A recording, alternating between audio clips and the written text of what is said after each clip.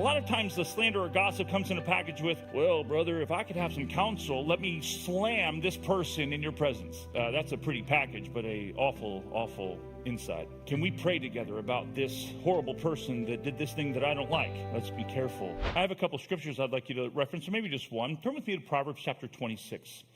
Because in Proverbs chapter 26, we see Solomon's wisdom regarding divisive speech.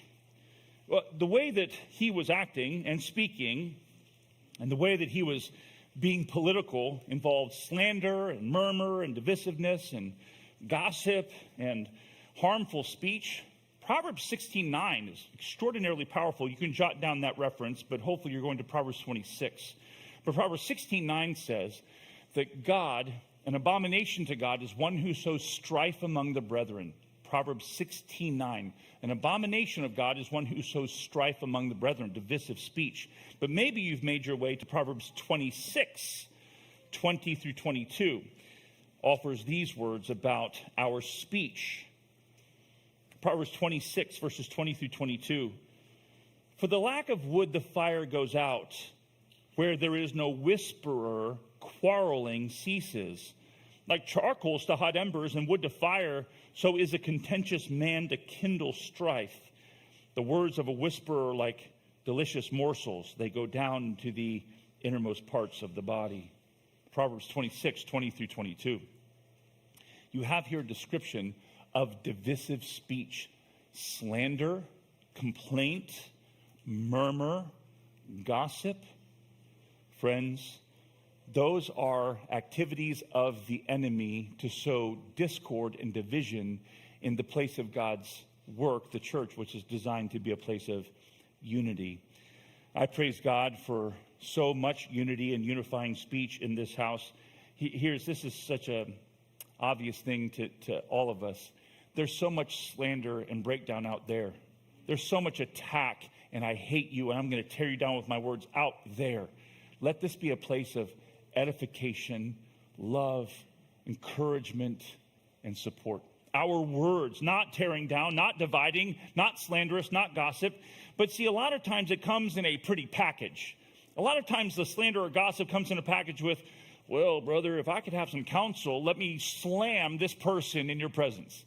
That's a pretty package, but a awful inside. Another pretty package is, well, can we pray together about this horrible person that did this thing that I don't like? Let's be careful, very careful, dear friends. So we have an encouragement for you. If you have something that is consequential, you're like, I'm not sure about that, or I'm struggling with this, or something happened, we encourage you to take it up the ladder. I mean, let's think about it this way.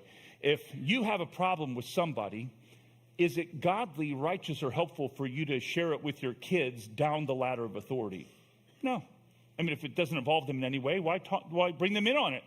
Is it helpful for you to go to your peers, your friends, and be like, well, this person, this or that? It's also not very helpful. We're encouraging you, if you have something to say, and oftentimes there's something to say. There's a problem. There's a need. You need to raise your hand. You need to say something. You need to ask a question. Send it up the ladder, so that that person who's in spiritual authority over you can, number one, do something about it. Number two, help if they can. Number three, encourage, guide, and hold you accountable. That's called sending it up the ladder. The problem is, when we have a delicious morsel of gossip or slander, we don't want to be responsible with it. We tend to be irresponsible and to share it in ways that are harmful. Hence the Proverbs, prohibiting it and warning us about it. So, friends, we see here in Absalom this divisive speech, these secret ways. And we see here Absalom in his politicking.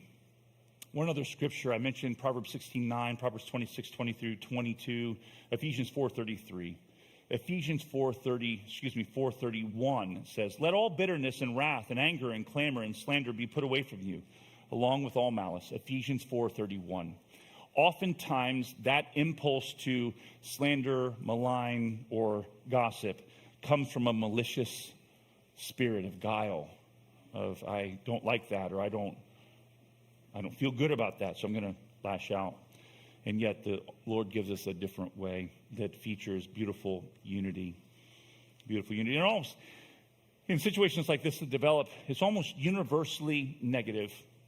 If you carry a complaint to somebody, even to someone up the ladder, for you to attach these words, well, and others say, oh, okay. Well, if those others have something to say, maybe they should, in the Spirit, say it themselves. I will say this, and I rejoice in this. It is my estimation, I hope it's yours as well, that Kevin and Dan, those men at least, and I'm maybe a little bit intimidating because of my stature, I don't mean to be, but Kevin and Dan at the very least are extraordinarily meek and gentle shepherds. They're here available to you all the time, to hear, to listen, to have you say what you feel you need to say, to ask the question that is troubling you.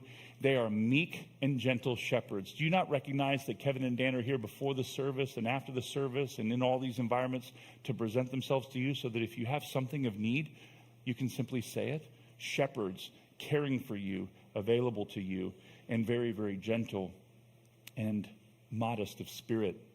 Well, hopefully that allows you to go, oh, I do have something to say sometimes. And I now think of a way to do it with honor up the ladder versus other divisive ways that can be so destructive. Absalom's politicking should not be known in the church today.